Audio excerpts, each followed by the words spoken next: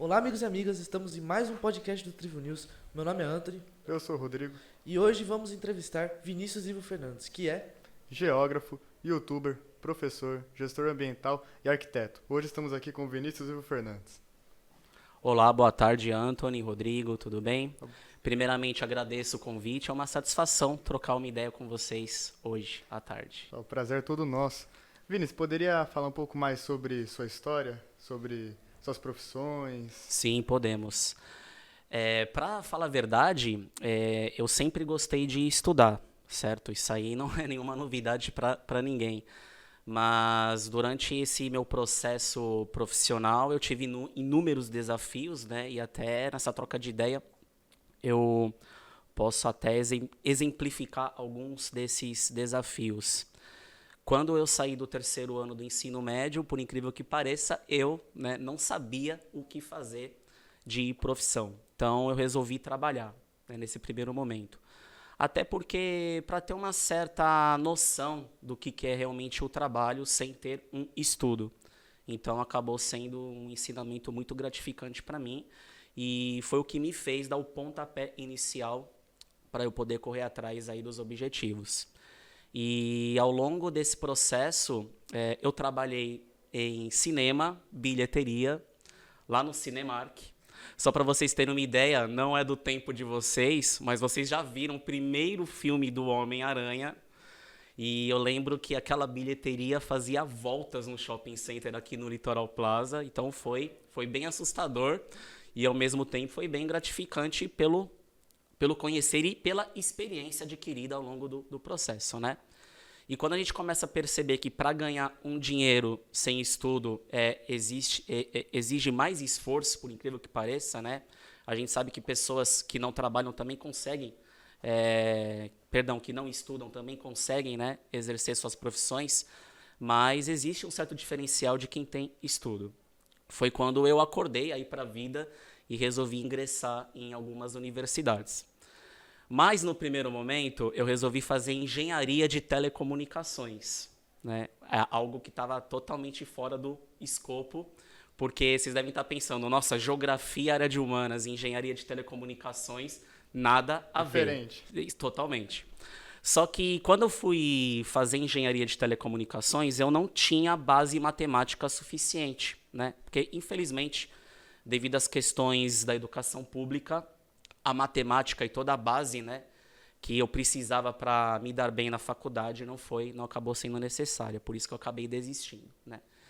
E nesse processo eu arrumei outro emprego, fui trabalhar com montagem e manutenção de microcomputadores, fiz um curso, trabalhei em Santos na entrega e na montagem de computador, e eu também fiquei um ano parado, né? Aí só depois, né, eu resolvi fazer a geografia, porque eu já tinha esse gostar dentro de mim a respeito da geografia.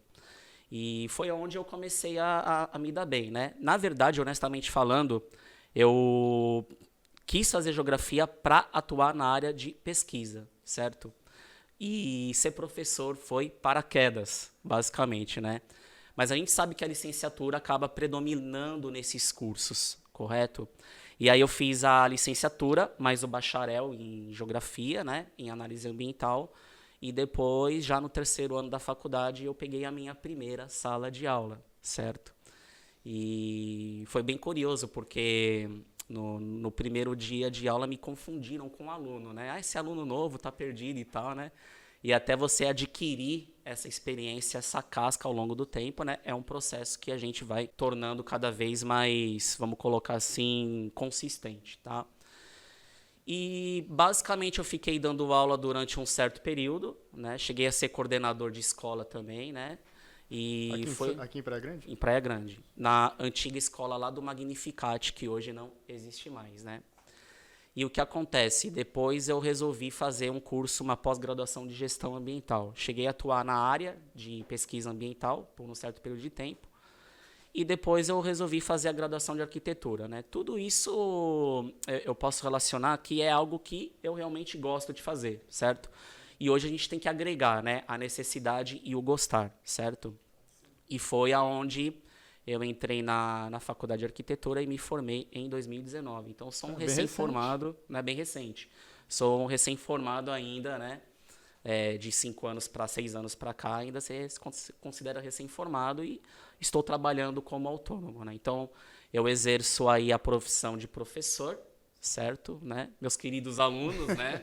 Nono 1 e 2. E depois eu vou para minha arquitetura, onde eu trabalho como autônomo. Sim. E como você consegue conciliar tão bem tudo isso? Porque professor exige bastante tempo, bastante estudo, assim como a arquitetura, né? Sim, a gente vai, eu falo até brincando, né? Na força do ódio, né? Mas tudo isso exige um cronograma, exige uma organização, né? Exige o desligar a chave, né? Quando eu dou aula para vocês, eu me comprometo, né, com a questão de preparar a aula, de explicar o conteúdo, né? De cumprir a minha missão de fato de professor. Quando eu saio da escola, né, gira a chave, liga o modo arquitetura e eu procuro trabalhar de forma bem disciplinada com o cronograma, porque a gente sabe que tem uma responsabilidade mediante a trabalhar numa escola, né, e também a responsabilidade na entrega dos projetos. Então, no início foi muito penoso, porque a gente fica ajustando horário, principalmente teve um momento que quando eu estava na faculdade, eu já dava aula aqui, né, já faz um tempo que eu tô aqui, né, e estudava depois à noite à tarde eu ia para a construtora fazer o estágio. Então só sobrava o quê para fazer os trabalhos? Madrugada, né? Então eu já dei muita aula virado no dia seguinte, sem dormir nada ou 2, 3 horas de sono. Mas ao longo do tempo a gente vai se adequando, né? De acordo com a experiência que a gente vai adquirindo, com o conhecimento, as coisas começam a ficar mais brandas, né? Porque quando você não tem aquele conhecimento, você ainda corre atrás. O que eu falo de conhecimento? Eu falo de conhecimento na questão do procedimento, né? Eu até oriento vocês.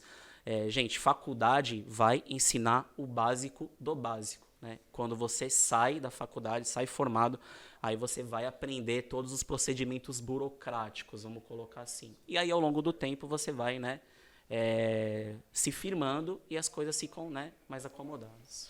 Vini, eu tenho uma pergunta que eu acho que é muito importante, que hoje existe muito preconceito dos alunos dizendo que a geografia não serve para nada na vida das pessoas. O que você acha principal foco da geografia para a vida dos alunos fora da escola? Sim, vamos lá.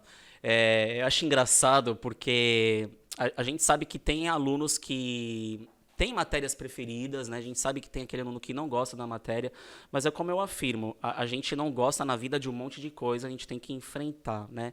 E eu vejo a disciplina de geografia, entre outras, como disciplinas extremamente importantes, certo? Elas vão agregar um certo tipo de conhecimento.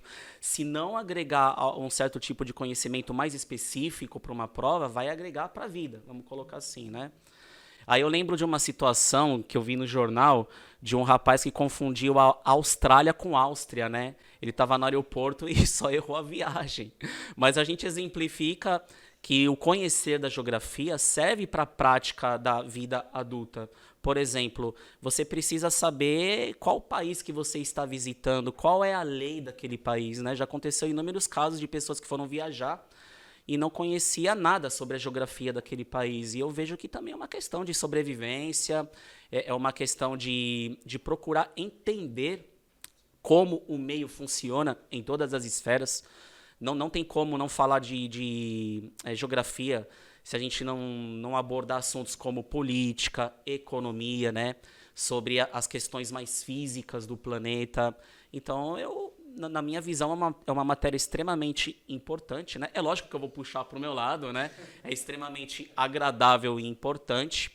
E tudo está relacionado, de uma certa forma, às questões geográficas, né? Vamos colocar assim, o mundo que nós vivemos hoje, a questão geopolítica, a questão da polarização política também, a mudança das questões econômicas, elas vão impactar o nosso modo de vida e elas estão totalmente relacionadas ao nosso meio, né? A gente tem aí os impactos que eu costumo falar de global, regional e local dentro dessas esferas. Então, na minha visão, é uma disciplina extremamente importante. Durante sua vida, você já trabalhou em diversas coisas, como você falou, né? Sim. Atualmente sendo principalmente na área da arquitetura e na área da geografia. E se você tiver algumas, quais foram suas maiores inspirações para isso? Tanto no sentido familiar ou alguma coisa que aconteceu na sua vida que te fez querer buscar isso, né? A geografia e a arquitetura. Olha, a gente relaciona as questões profissionais, né, sendo em uma maneira mais voltada. Só para ver se eu entendi a tua pergunta. Você está relacionando a questão profissional com algo de inspiração, né? Isso. Então, beleza, vamos lá. Na inspiração mais consistente, mais sólida que eu posso colocar para vocês é a minha família, né? A minha base familiar, minha mãe que não está mais aqui, mas está em um bom lugar, né? Creio que esteja olhando por mim. O meu pai, né? Foram, graças a Deus, sempre presentes na minha vida, né? Se tem uma coisa que eu não posso me queixar da vida, foi que eu fui um garoto bem mimado no bom sentido, né? Eu tive sempre avós presentes, tias, tios, pais. Então, isso me constitui uma base sólida, né? E para mim, na minha visão, é uma inspiração mais direta, né? É o meu pai, a minha mãe e aqueles, né, que já se foram. E eu vejo a base familiar como a melhor estrutura para você, né, poder seguir em frente. Seguindo nesse assunto de sustentabilidade, da gestão ambiental que você trabalha, como que você vê a Praia Grande daqui 20 anos nessa questão de sustentabilidade? A nossa Miami brasileira, Brasileira. que eu vivo fazendo piada, né? Gente, a questão das cidades e a sustentabilidade, ela parte de uma premissa e de várias esferas, certo? Eu costumo até trocar ideia com vocês em sala de aula a respeito disso, né? Primeiramente, você não vai conseguir resolver problemáticas ambientais se você não resolver primeiro o quê? As questões sociais. Se você resolver as questões sociais, o meio ambiente, naturalmente, ele vai, né, ser sanado ou remediado ou até mesmo mitigado dentro dessas ideias. Por exemplo, se você tem um problema de ocupação humana irregular, né, vamos colocar habitações irregulares em áreas irregulares, pode ser uma área suscetível a enchente ou uma área de desmatamento, né? Você vai resolver o problema do desmatamento e da enchente, no caso, né, alocando essas famílias para um lugar mais adequado. Então, aí o problema da habitação se resolve o problema social, né? E nas cidades do Brasil, vamos colocar assim, onde Praia Grande se encaixa, né, de país emergente, a sustentabilidade, na minha visão, está ainda apenas engatinhando, né? Se a gente pegar as referências de cidades europeias, né, que já estão aí no processo há muito tempo, né, como Berlim, Copenhague, Dinamarca, Estocolmo, que tem uma boa gestão ambiental, Praia Grande ainda encaminha dentro desse sentido. O que é encaminhar? Ainda precisa, né, de muita coisa para poder evoluir dentro dessa questão. E o principal problema dentro da questão ambiental no Brasil é o social, né? Você precisa atrelar e resolver as questões sociais, porque ninguém vai se preocupar com o meio ambiente quando a pessoa não tem nem o que comer, vamos colocar assim. Honestamente falando, ela vai dar a mínima para o meio ambiente se as primeiras questões sociais delas, né, não forem sanadas, vamos colocar assim, que é o quê? Moradia, alimentação, emprego principalmente, né, meios dela garantir a sua sobrevivência. Com isso, as questões vão se ajustando. E lógico, né, uma boa iniciativa, né, uma boa gestão do poder público também vale listar, né, nesse cenário. Até porque nós somos contribuintes, né? Então a gente tem que ver o nosso imposto sendo bem aplicado dentro dessas questões. Certo. Sobre a sua área de arquitetura, você tem algum projeto assim? Porque, querendo ou não, tudo influencia nas suas profissões, né? Sim. Então, por exemplo, o lado geográfico te ajuda, querendo ou não, no lado da arquitetura. E tem algum projeto seu que acaba unindo tudo Sim, isso? Excelente pergunta. Eu procuro agregar as questões do conhecimento geográfico, sim, nos projetos, né? Principalmente na arquitetura dos países, né? Vamos colocar a Europa, por exemplo, Ásia, Japão. Aí a gente pode até, né, para ser mais didático, atrelar o design de interiores inspirado aonde? Nos países, certo? Inspirado na arquitetura japonesa, indiana, até mesmo processos históricos como fachadas de igreja, né? Então a gente consegue, claro, com certeza, pegar esse conhecimento geográfico e aplicar, né, em projetos. Porque todo projeto que a gente executa, principalmente seja ele de interiores ou arquitetônico, né, tem um pouco de história envolvida, principalmente da ambição que o cliente quer, né, do profissional, e também da inspiração que o cliente espera, né, que o arquiteto promova, entendeu? Vinícius, você estava falando sobre sustentabilidade, e uma coisa que é muito importante para um país ter sustentabilidade é planejamento, né? E uma coisa que a gente viu que não aconteceu de ter um planejamento aqui no Brasil foi a COP30, que tá faltando várias acomodações e inúmeros países não estão querendo vir para cá porque não tem dinheiro, até porque o povo brasileiro às vezes quer tirar vantagem e acaba aumentando 5, 6 vezes o tamanho, o valor que é do apartamento, da casa. O que você acha que falta para o país engrenar nessa parte, não só de planejamento, mas do povo brasileiro também tá atrelado junto com o país, tá andando junto com o país, né? Entendi. Olha, não é querer parecer radical, né? Mas sim falar o necessário. O jeitinho brasileiro estraga, né, o nosso país, né? Vocês sabem muito bem que o termo jeitinho brasileiro está atrelado a inúmeras, né, o famoso meme levei vantagem, né? Enquanto o brasileiro tiver essa mentalidade, nós não vamos conseguir evoluir como nação. O que eu vejo, a gente costuma criticar muito a questão política do país, né? E eu, quando eu falo questão política, não estou sendo não tô sendo partidário, estou me remetendo há muito tempo que isso acontece, né? Só que a gente não faz a nossa parte também, né? Então eu acho que uma nação ela consegue ser próspera, ela consegue se desenvolver quando nós criamos um senso de consciência mais profunda, né? De que esse jeitinho brasileiro, esse jeitinho de levar vantagem, como você até explicou, eu vi que estão cobrando, né, aluguel lá em cima, né, porque acha que estrangeiro vai acabar pagando, né, em torno dessa COP30, e você vê uma desorganização estrutural também, né, desse evento, associada a essa questão do brasileiro de levar essa vantagem. Por um outro lado, essas pessoas elas vão alegar que precisam, né, desse dinheiro porque passam necessidade, tem toda aquela questão, né, mais social. Mas a gente tem que levar em conta, pessoal, que nós temos um valor para seguir, né? Enquanto a gente como brasileiro empurrar as coisas com jeitinho brasileiro e com inversão de valores, as coisas não vão fluir. E acaba até criando uma imagem negativa do país. Acaba criando uma imagem negativa e acaba viciando o país nessa condição, porque vai arrastando de geração a geração, né? Hoje a gente não tem... Hoje o certo é o errado é certo, né? Os valores vão ficando distorcidos, né? E no decorrer a gente não consegue melhorar quadro nenhum. Então acho que muito da melhora do país está nas nossas mãos. Óbvio, né? Porque teve até o último caso que o povo brasileiro, eles estavam fazendo protestos sobre coisas de esquerda, direita, mas tinha coisas muito maiores, como o PEC da blindagem e a própria reforma tributária do ano que vem. Que agora vai ter o CPF das casas, né? Teoricamente. Sim. Então é muito importante o povo se unir contra uma coisa que talvez fique pior para todo mundo. Sim. Eu não ia tocar nesse assunto político, mas eu vou falar agora sobre isso.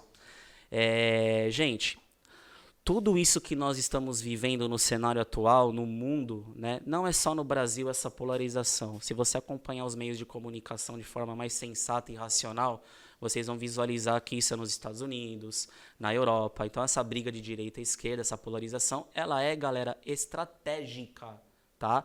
Estratégica porque nós somos governados por um sistema, né? Enquanto esse sistema estiver com essas pautas de segregação, de briga e de polarização entre direita e esquerda, é o que realmente eles querem, né? Eles querem pessoas que não sejam despertas, que não sejam aí atentas ao que está acontecendo. Então as pessoas acabam entrando numa bolha política, seja esquerda ou direita. Eu vejo isso como um fator extremamente negativo, né? Porque isso não contribui em nada, só atrapalha o desenvolvimento do país. E essa briga, ela fica longe de terminar, né? A gente sabe que no decorrer dos processos históricos e geográficos, muitos conflitos começaram, muitas guerras civis começaram pelo quê, pessoal? Por polarização.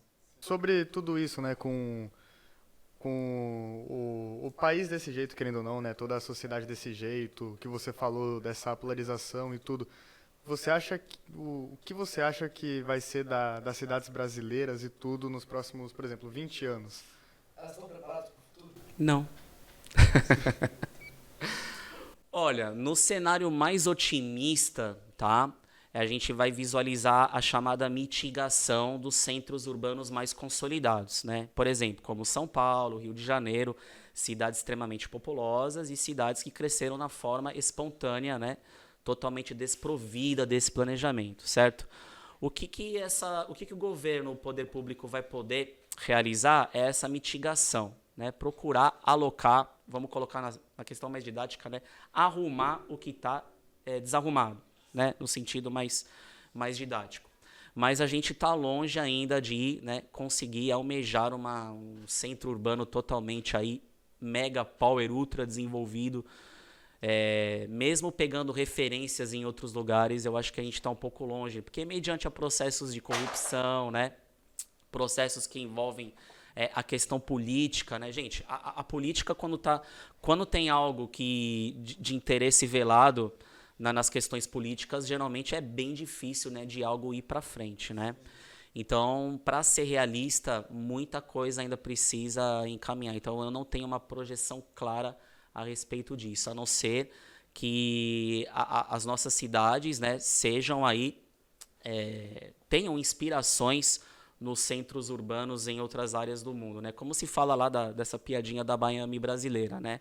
A gente fala assim, gente, não dá para comparar Miami com Praia Grande. A gente fala até brincando porque surgiu esse meme lá do ator que falou que aqui é a Miami brasileira, mas a Miami brasileira até a página 2, porque se você for depois da Via Expressa, a gente vai encontrar inúmeros problemas. Então, ou a gente abraça o município como um todo, a infraestrutura urbana como um todo, ou senão fica difícil a gente promover, né, uma sustentabilidade, promover uma equidade na cidade, né, promover um desenvolvimento, né? Sim.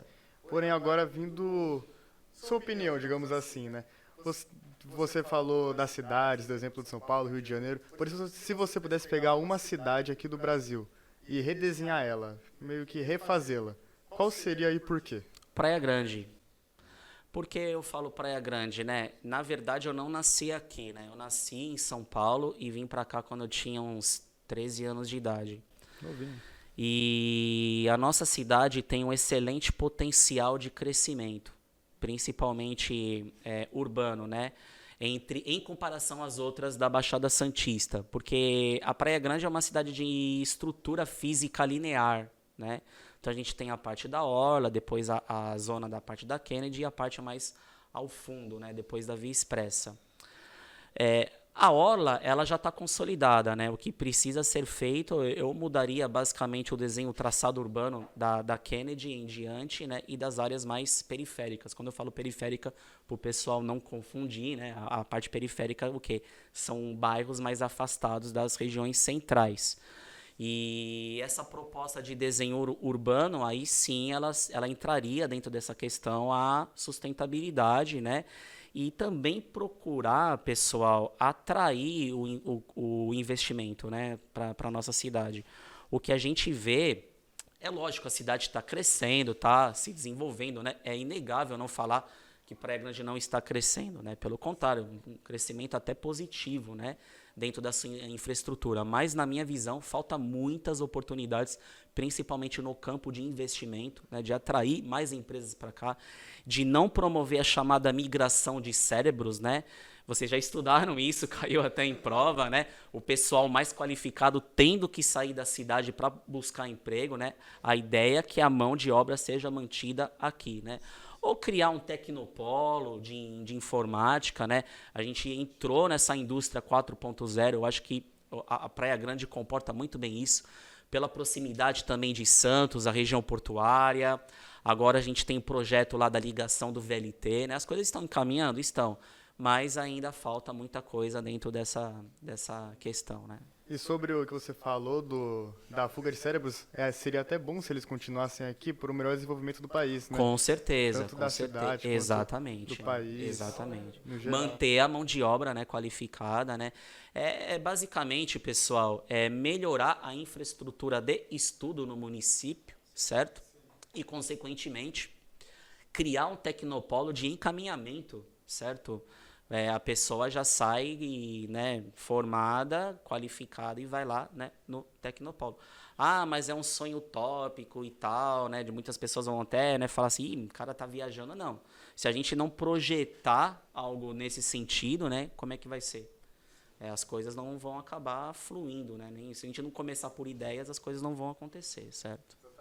Bom, Vinícius, mudando de assunto um pouquinho, eu tava vendo alguns vídeos seus no canal do YouTube, né? Inclusive, é você que gosta de ver sobre vários assuntos, vídeos de vários assuntos. Siga Planeta Sigma no YouTube, muito bom. Eu vi alguns. Obrigado. E um deles me chamou a atenção, sobre a educação no Brasil, que é uma coisa que hoje está muito desgastada. Tá? Os professores estão desgastados, criando vários problemas mentais, vários problemas de ansiedade. E o que você acha que é importante ter desde cedo na educação dos jovens para que os professores não passem por esses problemas? Olha, na minha visão, assim, né? Vocês têm a visão de vocês de aluno, né? Os pais de vocês uma outra visão. Porque a gente pega o ambiente escolar como um setor, né, de hierarquia, né? Família, casa, aluno e professor. Para ser honesto com vocês, né, a questão da saúde mental no mundo, né, ela tá bem complicada. Professor, e eu também vou colocar que a saúde mental de alunos e pais de alunos estão, né, vamos colocar assim, que no cenário atual tá todo mundo com comprometimento mental no nível exaustão, vamos colocar assim. Até porque, pessoal, hoje um mundo mais acelerado, né? Hoje os compromissos que nós temos mediante esse mundo moderno faz a gente não ter mais aquele momento de você parar e refletir sobre as nossas ações. Esse é o primeiro momento, né? Como professor, é óbvio que eu vou visualizar que é um desafio, né? A gente procura ajustar as questões voltadas à função do professor, que é transmitir o conhecimento, né? Que é ensinar, né? E não educar. E nisso eu falei, né? De modo bem, né? Enfático, né? Exatamente. Eu ainda bato na mesma tecla, né? Que a questão da educação dentro da instituição escolar é transmitir o conhecimento, né? Primeiro, transmissão do conhecimento, e o educar, o tradicional, vem lá da base familiar. E se a gente trabalhar em conjunto, a gente vai procurar uma melhor harmonia dentro desse processo, né? E o que a gente espera como professor e vocês como, né, como alunos é que a gente tenha uma boa convivência. Porque se a gente não tiver uma boa convivência no campo escolar, a gente vem para a escola já cansado, desanimado, né? Tanto o professor quanto vocês, né? Saturados, porque a gente sabe que vocês também, adolescentes, têm inúmeros dilemas, né? Tem inúmeros problemas, os pais de vocês também. A gente tem que visualizar o professor, o aluno, né? Todo o ambiente de forma mais mais humanizada, né? Nós não somos robôs, nós não somos inteligência artificial. Então, se a gente buscar uma boa convivência, eu não vejo problema nenhum. Pelo contrário, na minha vida de licenciatura, dificilmente eu tive um problema mais grave com indisciplina, né? Mas a gente tem que buscar um trabalho em conjunto, né? Família, né? O próprio aluno ele tem que criar uma consciência, né, de que ele está num ambiente escolar. Esse ambiente escolar ele é passível de regras, como a sociedade ela é estruturada em regras, porque se a gente abolir as regras, a gente não convive mais em sociedade, né? Vira o quê, galera? Com todo o respeito, o mundo animal, certo? A convivência fica totalmente, né, finalizada. E dentro dessa questão, a gente chega dentro dessa situação de procurar cada um fazendo o seu papel e assim, gente, cada um vem do lado do outro, né? Quando a gente visualiza as questões numa forma mais humana, a gente se coloca um no lugar do outro, né? Então, existe muita pressão? Existe de todos os lados? Sim. Por exemplo, vocês são cobrados pelos pais de vocês, né? Isso é óbvio, nenhuma novidade nisso, né? Eu, como professor, pessoal, eu também sou cobrado. Eu preciso que vocês, né, me retornem com bons desempenhos, com bom comportamento. Porque é aquilo que eu falei da inversão de valores. A gente tem que parar de inverter esses valores e cada um firmar no seu papel como sociedade, né? E vendo por um lado mais humano e se colocando um no lugar do outro, eu acho que o caminho é esse. Não tem uma fórmula mágica, uma metodologia, né? É mais uma questão aí de convivência, né? De cada vez mais aprimorar esses valores e consolidar a função de cada um na sociedade, no ambiente escolar e no ambiente doméstico, né? Certo? Sim. E outra coisa que você tinha comentado era sobre a educação, né? Tanto na casa quanto nas escolas. E acho que outra coisa que deveria ser muito abordada é também a educação financeira. Com certeza. Gente, você não precisa, vamos colocar assim, ser o expert no assunto, né? A gente sabe que o Brasil, pessoal, ele tem um problema de educação financeira crônico, certo? A gente tem pessoas que, infelizmente, não tiveram oportunidade de ter um norte da educação financeira e hoje, como adultas, não sabem sequer administrar o seu dinheiro. A gente vive, vocês podem levantar os dados, procurar na internet, né, de forma mais consistente, que o Brasil, infelizmente, ele está viciado em casa de aposta, né? E tigrinho e por aí vai. E as pessoas encaram isso como um investimento, aonde elas estão totalmente equivocadas, né? Fora que, devido a condições, a situações políticas do nosso país, cada vez mais, né, as pessoas estão cada vez mais o quê? Endividadas, certo? A gente sabe que problemas econômicos acontecem, mas também muito disso é aquela falta de conhecimento, né, básico de educação financeira, né? Saber gerenciar o dinheiro, principalmente na questão... por que eu volto na questão da educação financeira para o adolescente? Porque ainda ele está no processo de informação. Vai tentar explicar a educação financeira, pessoal, para um senhor de idade de 70 anos. Não rola. Né? Ele não quer nem saber, entendeu? Ele, né? Por isso que a gente procura pegar, dentro dessa ideia, o jovem e procurar trabalhar essa forma de gerenciar recurso, de investir, de procurar novas fontes de renda, né? De ter uma base mais consistente, porque em breve, quando eu falo em breve, né, vocês serão adultos, vocês vão ter que pagar boleto, vocês, daqui, né, vocês vão ter que gerenciar a conta de vocês, vocês vão ter aquela questão do aluguel, do primeiro financiamento. Gerenciar o dinheiro, né, de forma gerenciar correta. De forma racional, de forma, né, consciente, evitando o desperdício, né? E tendo uma consciência, pessoal, de ter, por exemplo, o que é uma educação financeira para explicar de uma forma mais didática? É você ter uma reserva financeira, por exemplo. Né? Grande parte da população não tem uma reserva financeira, né? Acontece algum problema da pessoa ficar doente, ou um familiar ficar doente, ou precisar de um remédio, né? Precisar de um recurso, aonde vai buscar essa, né, emergência financeira? Não tem, né? Então ainda falta muito ainda para encaminhar. E eu gostaria demais, né, que a educação financeira fosse gravada, né, de forma mais enfática, né, como currículo escolar. Né, porque é a base mais sólida e mais consistente. O que eu posso fazer como professor de geografia e que eu faço com vocês é quando nós analisamos o quê? Os países economicamente, né? Exatamente. China, Estados Unidos, a gente fala assim, galera, o que é um produto interno bruto? O que é um superávit, um déficit? O que é uma balança comercial? A diferença de importação para exportação. Coloca isso na vida de vocês. Ganha um salário, né? E pega esse salário e gasta mais aquilo que você ganha. O que vai acontecer no final do mês? É um déficit, né? Você não vai conseguir pagar as contas básicas. E acontece isso com a maioria dos brasileiros? Com certeza, né? Exato. Opa, cartão de crédito, né?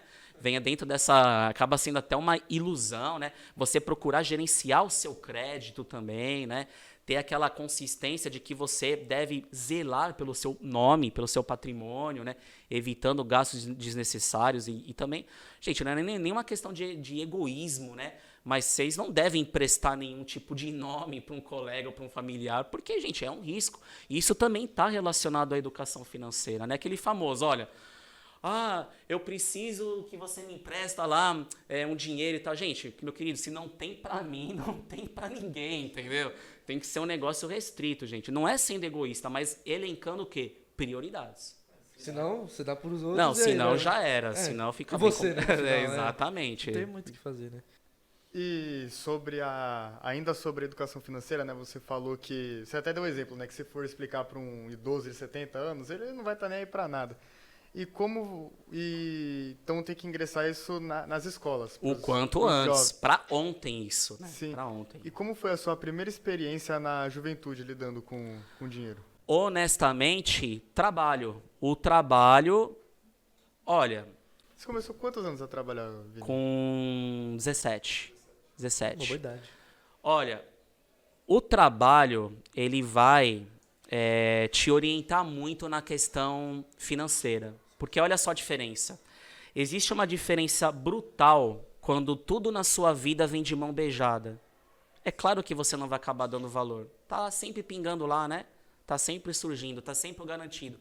Quando você começa a trabalhar, quando você começa a sentir na pele o drama do trabalho, aquela cobrança, a sua chave muda de uma forma, né, que você dá daquele estralo neural, né, de que você, eu estou colocando meu esforço, eu estou, né, utilizando o meu tempo para ganhar um salário. Você vai começar a ser mais o quê? Ponderado.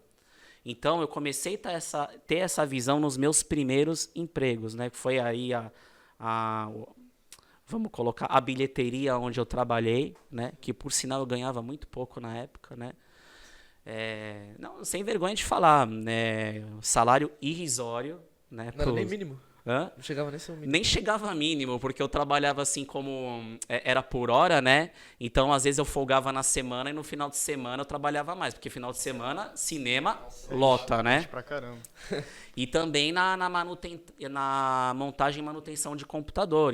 Então, o trabalho ele era árduo, pesado, certo?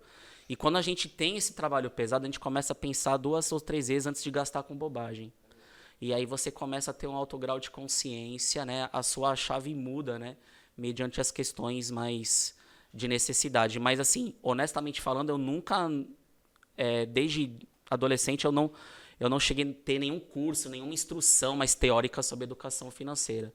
O que seria hoje mais viável para vocês começar por esse caminho, né? Eu já precisei sentir na pele esse drama, né? Mas ao longo do tempo a gente vai criando consistência, né? Cara, você tava me falando, você falou sobre isso e me veio, né? Porque às vezes quando eu pego um dinheirinho do meu pai e tal, eu acabo gastando sempre, né? E, bom, quando eu começo a trabalhar, eu tenho medo, muito medo de que isso aconteça também no trabalho. Eu gaste mais do que ganhe.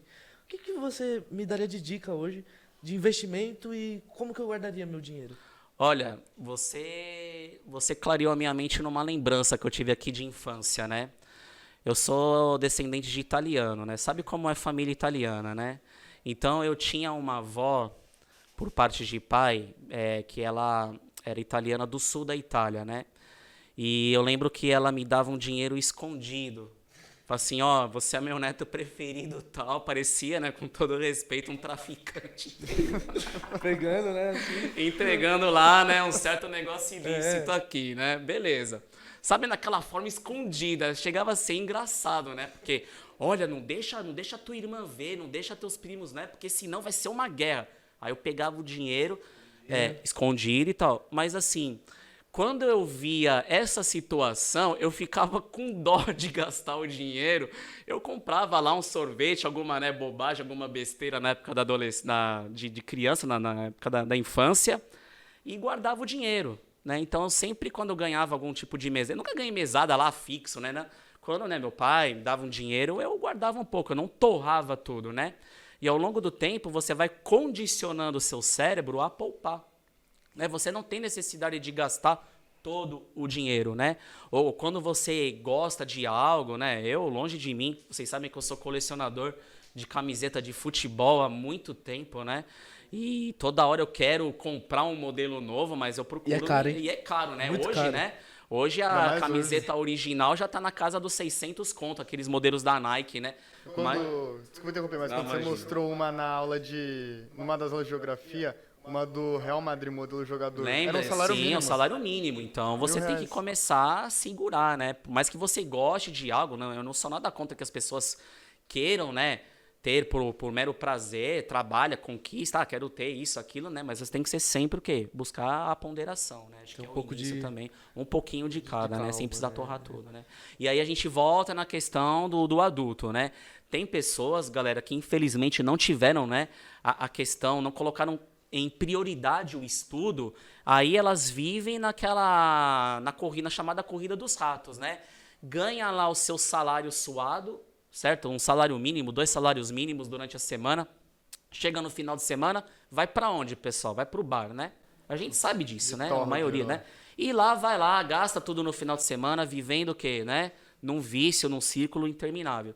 Não poupa nada, aí como essa pessoa vai querer prosperar na vida? Não vai, galera. Se você não começar, né, a pensar, né, em como você gerenciar os seus recursos, você não vai prosperar. Aí, pessoal, eu vou mais além. Não adianta ficar só reclamando do governo, né?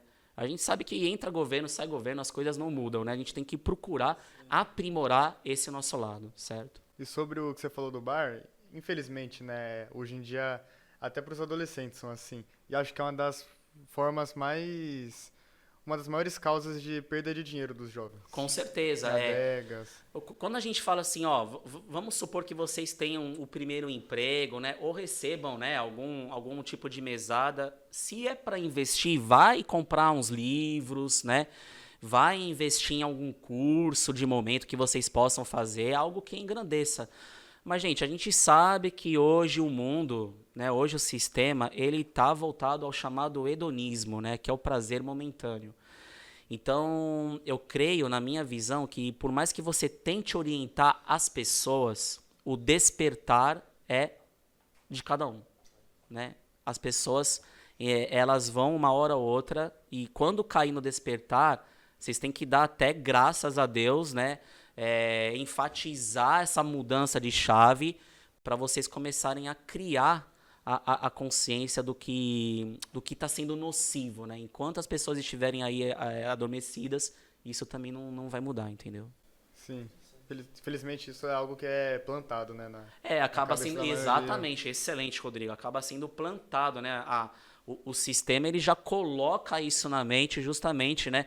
A gente visualiza esses vídeos lá nas redes sociais, até de desenvolvimento aí pessoal, e tem vídeos muito bons que falam, gente, o sistema que nós vivemos serve para você, né, ficar o quê? Escravo, preso, pobre, né, miserável, sem boas ambições, né, sem procurar evoluir, certo? Sendo apenas um pagador de imposto, né? É lógico, só com hedonismo, só de prazeres momentâneos, e quando você vai ver, a tua vida já passou e acaba ficando cada vez mais complicado, Isso né, é de você histórico, correr né? atrás. Isso É é histórico, histórico, desde, né? Os Desde gregos, os romanos já faziam isso, né? Grécia, Roma, né? Idade Média, né? Mundo contemporâneo, moderno e por aí vai, né? Assim, ainda mais quando falam, né? Ah, mas dinheiro é pra gastar mesmo. Aí quando vê, já Aí gasta só tudo de uma piora, vez. gente, só piora. Não existe. E o pior de tudo, pessoal, é que assim, tem pessoas que vivem de assistencialismo, né? As chamadas bolsas, e quando você vai visualizar, assim, é triste de ver uma pessoa que não coloca prioridade. Por mais que ela necessite desse assistencialismo, o que ela acaba fazendo? Ela acaba gastando com supérfluo, né? Eu não sei até onde as coisas são verdades ou mentira na internet, né? É tudo meme viral, né? A moça lá que comprou o iPhone novo com dinheiro do Bolsa Família, galera. Agora vamos falar, se a gente, né, visualiza, será que isso, né, é verdade e tal, mas isso é um despertar. Aí você fica refletindo, gente, o que passa na cabeça de uma pessoa dessa, né? A casa da pessoa tá caindo aos pedaços, né? Ela não tem nenhuma cama, né, um Reboco na colchão parede. decente, um reboco na parede, não tem nem o que comer e tá lá utilizando o dinheiro de assistencialismo que era para você, né, Pra comer. garantir a sobrevivência. Então, você reflete a respeito disso, né? De como o Brasil vai ficar daqui 10 anos se as pessoas não criarem consciência, entendeu? As pessoas vivem de Difícil, né? status, né? Sim, Hoje em dia também, a muito... questão do status, né? A questão de hoje não é o ser, né? É o ter. Então, eu tenho isso, eu tenho aquilo, mas o que você é na sua essência, né? Como você se define na sua essência, né? Falta aquela autorreflexão que somente, né, tá na vida de cada um, na consciência de cada um, certo? Eu até falo, né, como professor, né, fica até chato, né, galera? Quando eu pego lá aqueles momentos, né, sermão e tal, mas algumas coisas precisam ser faladas. Eu vou entender que vocês não vão absorver de um certo momento, mas isso de modo... eu vou ser bem otimista agora. De uma certa forma, aquilo vai entrar no subconsciente de vocês, uma hora ou outra, e vocês vão ligar no modo automático do despertar. Porque a gente fala de escola, educação, ensino, questões financeiras, sociais, né? A gente fala de tudo isso, mas, gente, a escola mais dolorosa se chama vida, né? A professora mais cruel se chama vida e ela vai cobrar de você uma hora ou outra, né? Certo? Seja lá o influencer que conseguiu lá crescer sem estudo, seja lá a pessoa que estudou, a vida vai cobrar, certo? Isso é fato. Sim. E agora que a gente já está encaminhando mais para o final da entrevista, né? Acho que tem uma pergunta que é muito importante, né? Nessas áreas que você profissionalizou e chegou a trabalhar, enfim, qual conselho, além desses conselhos de investimento e sobre educação financeira, você daria para essas pessoas que querem começar a trabalhar nessas áreas? Primeiramente, hoje o mercado ele anda muito concorrido. Sim. Tá? Agora vem doses de pílulas de realidade, né? Tá? O que vai fazer você se destacar no mercado é você agregar um diferencial, certo? Eu vou ser honesto com vocês. Para recém-formado, não é fácil. Para mim não é fácil. Né? A gente concorre aí com o pessoal que já está 30 anos, né? 30, 40 anos, né? Ou que vem até de linhagem familiar de construtoras. Então é uma batalha. Só que é uma batalha que precisa ser travada, né? A gente não pode fugir de nenhuma batalha, desde que essa batalha vai, né, fazer com que a gente evolua, né? Nem tudo é dinheiro, galera, né? Às vezes a gente só fala de dinheiro, de bem material, mas e a satisfação? É a satisfação de trabalhar com o que gosta também, né? É aquela questão de realização profissional, certo? E existe uma concorrência no mercado, né? Vocês vão precisar se diferenciar. Daí, o que é o diferenciar? O estudo. É o estudo do marketing digital, principalmente, né? Que hoje tudo está na rede. É o estudo da educação financeira. É o estudo de administrar um negócio, né? Por exemplo, na arquitetura. Pessoal, eu sou honesto com vocês. No primeiro dia que eu fui pegar um projeto para regularizar na prefeitura, eu entrei na prefeitura às 9 da manhã, eu saí de lá 7 da noite. Porque eu estava de galho em galho para saber como protocolava um projeto. Ou seja, né, correndo atrás. Então, vocês vão precisar muito disso, ir atrás dos procedimentos, né? E dentro desse cenário, abrir o leque. Hoje em dia, pessoal, plano A, plano B, plano C, plano D. Então, vamos lá. Sou professor hoje, não sei o dia de amanhã. Plano B ou A, arquiteto, também não sei o dia de amanhã. Autônomo, galera, não vai pensar que é vida de influencer digital, não, né? Tem meses que tem meses que não tem. Vocês sabem do que eu tô falando, né? Quem é profissional autônomo da família de vocês sabe, né? Trabalha por conta e por cliente, sabe como é? Oscila, né? Aí, plano C, vai vender algo, vai trabalhar com vendas. Marketing digital, vai escrever um e-book, né? Vai fazer um próprio canal, né? Meu canal, honestamente falando, né? Ele é um canal pequeno, né? Mediante de tanto peixe grande por aí. Quando eu tenho tempo, eu gravo, né? Eu edito, certo? Nem sempre, né, tem os views que a gente espera, mas é um começo. Já pinga alguma coisa lá. Outra coisa, investimentos, certo? No mercado financeiro. E empreender em algo, principalmente no que vocês gostam também, né? Tornar isso, hoje com a internet, pessoal, sabe? Vocês têm uma gama de situações do qual vocês podem começar a ganhar um dinheiro. E lógico, né, pessoal? Dentro da legalidade, né? Principalmente, porque hoje o que tem de galera ganhando... Gente, se eu falar pra você, eu ganho dinheiro com casa de aposta, você tá... Tudo bem, casa de aposta é um jogo de azar, né? Você tá tirando de pessoas, você tá condicionando, viciando pessoas. Quando a gente fala negócio legal, é aquele negócio, né? Moral também. Moral né? também, Vai adiantar exatamente. fazer algo- Exatamente, nesse nível, certo? Bom, e pra encerrar aqui, uma pergunta muito importante que eu acho que os dois nonos queriam saber, né? Quais que são as perguntas pra próxima prova, hein? Pô, eu quero saber, pra me tirar 10.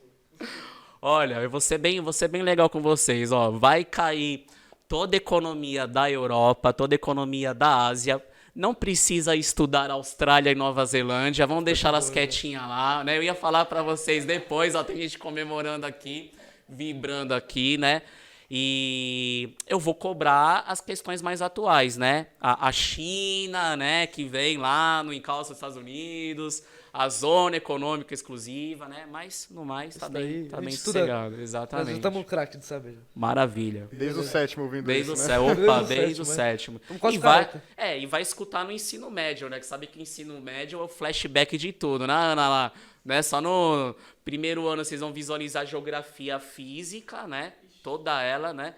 Lá no segundo ano é só parte econômica, política, certo? E no terceiro ano é tudo, né? Aquela correria. Assim que é bom, né? Certo? Bom, foi um prazer te entrevistar, Vinícius. Prazer foi meu. Eu agradeço a oportunidade de trocar essa ideia, né? Foi uma ideia bem descontraída, né? Bem saudável, né? A gente também sai um pouquinho dessa relação de professor-aluno, né? O pessoal que vai visualizar o vídeo vai visualizar um lado mais humano, né? Do professor e de vocês também, né? Certeza. A gente sai um pouco dessa bolha, né? E eu acho legal essa dinâmica, né? Eu acho isso muito produtivo. Conversas produtivas que vão enriquecer aí a gente de conhecimento. Certo? Bom, Vamos Bom, encerrar. muito obrigado a quem assistiu até aqui. Muito obrigado. Sigam o nosso querido Vinícius Ivo Fernandes Planeta Sigma no YouTube. Vamos deixar o link na descrição Tem para uma vocês lista aí, acessarem. né? Ó. É. Tem lá ó, o Planeta Sigma, O Vini né? Futebol. Tem lá o Vini Futebol. Canal que de é um futebol? novo- Eu não vou- sabia que você Eu já sigo, já. É Tu não um segue ainda? Instagram Ainda só não. de coleção de camisa, só de futebol, que é um projeto piloto que eu tô realizando. E o Vinícius Fernandes Arquitetura, né? 3 perfis aí. Então, vamos deixar o link Eu na agradeço descrição. É aí. pra seguir, hein? Muito obrigado. Obrigado. Um ótimo dia pra vocês. Até a próxima. Até a próxima.